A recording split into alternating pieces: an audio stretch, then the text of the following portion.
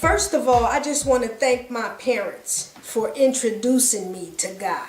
They were so convincing, persuasive, and committed to getting me to understand that there is a God and He runs everything. I never doubted the fact that God existed, even though some of the stories, because we were sticking to, I don't know about you guys, but my family stuck to Old Testament stories more than anything.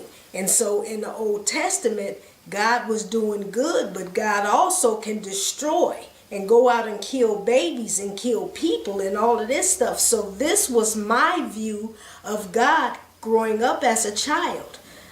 So I didn't argue or debate with that. It was, look, God is God. God can do whatever He wants to do. So if He decides to be kind to this person and mean or destroy this person, that was His choice. My father made the Bible stories, he made them come alive in the way that he presented them. And so my imagination would go into, I'm actually sitting there with the characters of this story while this is going on. And I remember, like with Noah and the ark, I mean, my father explicitly going, and the people knocking on the door as the rain started falling down real hard, and they trying to get in, but the doors were locked and they couldn't get in, and Noah and his family was on the inside, and the people was like, please, please, open the door, open the door, open the door, I'm sorry. And as a little girl, I'm thinking, in my heart, I'm thinking, well, they apologized, let them in. I want them to get in, you know what I'm saying? But at the same time, I didn't question that that was God's choice. I might not have understood some things and I might have feared Him, but I never, ever said God doesn't exist.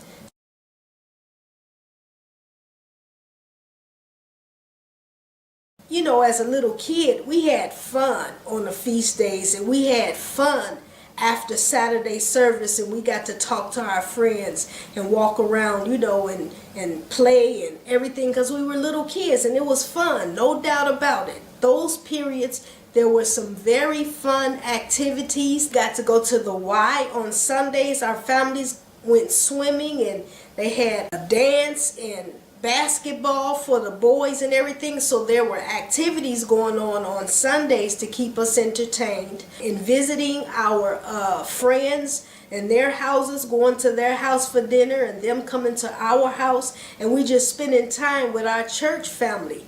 That was extremely fun.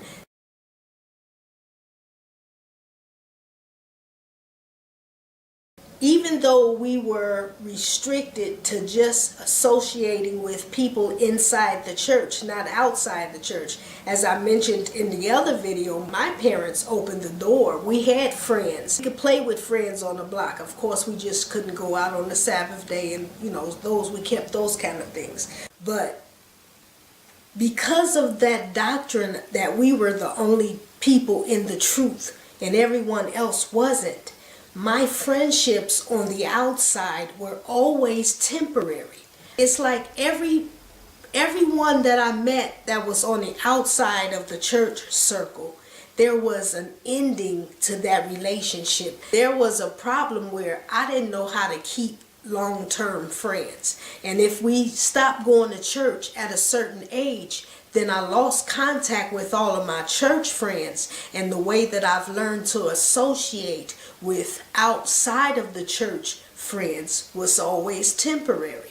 There was always a reason somewhere down the line that it was time for me to leave. And it was just the way that I operated, which was terrible, because I hurt some people. I had some people that really, really cherished our friendship. And because I was blasé about friendship, it hurt them. And I look back now and it's like, wow.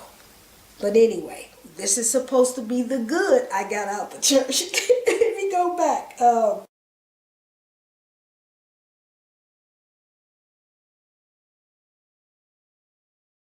Learning the Bible. My parents, and I don't know if this was a doctrine from the church or whatever, but my parents taught us about the Bible. We had Bible sessions on Saturday. My father was the teacher, and like I told you, told us plenty of Bible stories. So we got familiar with the Bible. Now this I can say, I don't know if this was a part of Worldwide. This might have just been my parents, but we didn't get stories of Jesus healing and Jesus' experience on the earth. We weren't told those stories. Isn't that something? We were never taught those stories. I didn't learn those stories until recently. I grew up and came out of the mentality of the church, and I learned about Jesus and the things he had done, and I was like, wow, how come we weren't told these stories? But anyway, it's just the way it was.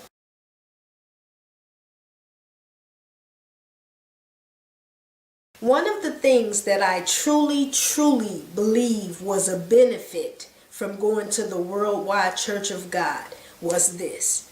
I was taught early how to go against the mainstream. You know, it seemed like around my neighborhood in the public school we went to, my family was the only family who went to church on Saturday. That's how it appeared to me.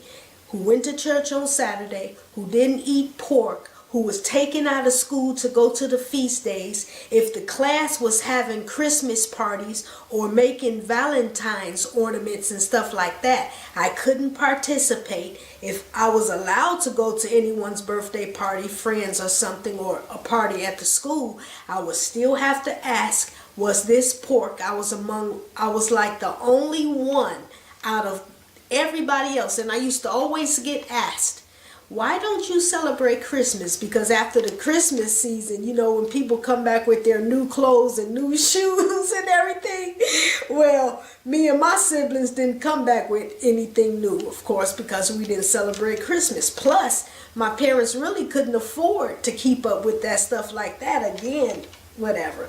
But I remember, even as a teenager and even as my parents left the church, peer pressure was never pressure to me.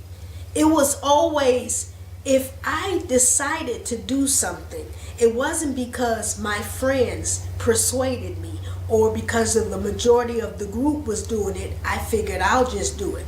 It wasn't like that for me. I did the things that I decided to do.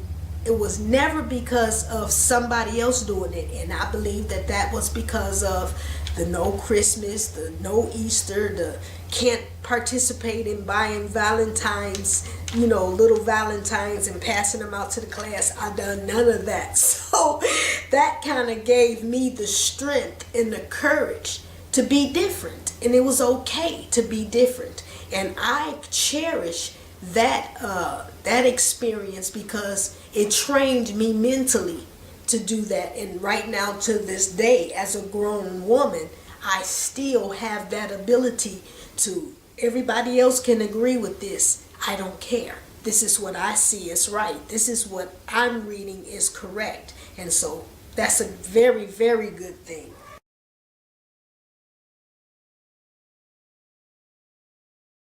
While it was explained in the other video that we really didn't go to doctors or dentists, what that did for me is it taught me to depend on God totally for health.